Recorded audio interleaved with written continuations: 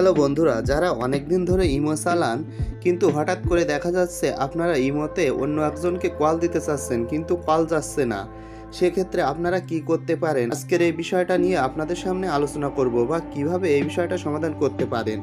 ধরুন আমি আমার ইমো অ্যাপসে প্রবেশ করলাম, প্রবেশ করার পর একে আমি কল দেব, কিন্তু কল দিতে গেলে দেখা যাচ্ছে এরকম আসতেছে কল যাচ্ছে না বা কল কেটে যাচ্ছে। সেক্ষেত্রে আপনি কি করবেন এ বিষয়ে আজকে বিস্তারিত জানাবো। বন্ধুরা, যাকে আপনারা কল দিতে চাচ্ছেন শুরুতে তাকে একটি কল দিবেন, তারপর এরকম আসার পর এখান থেকে আপনি এই যে ক্যান্সেল অপশানটা এখানে ক্যান্সেল করে দিবেন। ক্যান্সেল করে দেওয়ার পর দেখুন উপরের দিকে যে 3 ডট মেনু আছে এখানে একটা ক্লিক করবেন। বন্ধুরা, এখানে ক্লিক করার পর আপনাদের সামনে এরকম একটি ইন্টারফেস আসবে। তারপর দেখুন এখানে লেখা আছে কল প্রাইভেসি, আপনারা এই কল প্রাইভেসির উপর একটা ক্লিক করবেন। কল প্রাইভেসিতে ক্লিক করার পর দেখুন আপনাদের সামনে এই যে প্রথম যে অপশানটা ব্লক স্ক্রিনশট ফর কল, এটা যদি আপনাদের অফ করা থাকে তাহলে এটার উপর একটা ক্লিক করবেন। বন্ধুরা, ক্লিক করার পর আপনাদের সামনে এরকম একটা ইন্টারফেস আসবে। তারপর এখান থেকে আপনারা এই অপশানটা অন করে দিবেন। বন্ধুরা, এই অপশানটা অন করে দেওয়ার পর আপনারা ব্যাকে চলে আসবেন। বন্ধুরা, ব্যাকে আসার পর আপনার ইমোতে এই যে নিচের দিকে বাম পাশে যে প্লাস আইকনটা আছে এখানে একটা ক্লিক করবেন। বন্ধুরা, এখানে ক্লিক করার পর দেখুন এখানে একটি মোর অপশান আছে, এই মোর অপশানের উপর একটি ক্লিক করবেন।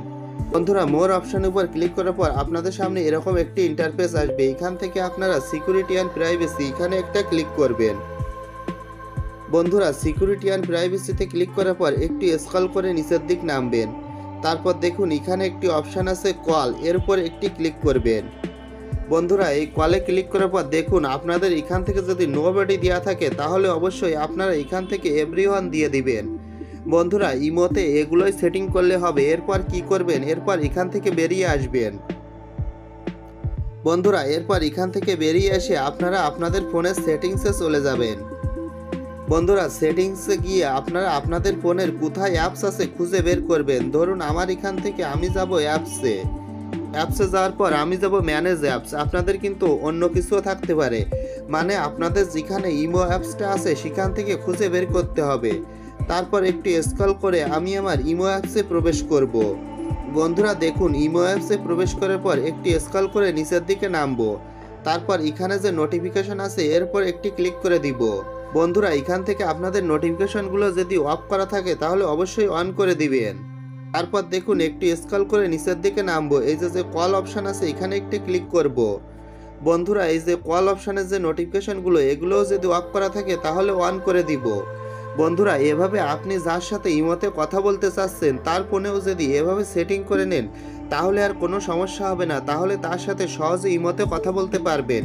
তাই যার সাথে আপনি ইমোতে কল করতে চাচ্ছেন তার ফোনেও এই সেটিংগুলো করে নেন এবং আপনার ফোনেও এই সেটিংগুলো করে নেন, তাহলে আর কোনো সমস্যা হবে না, তাহলে তার সাথে সহজে ইমোতে কথা বলতে পারবেন।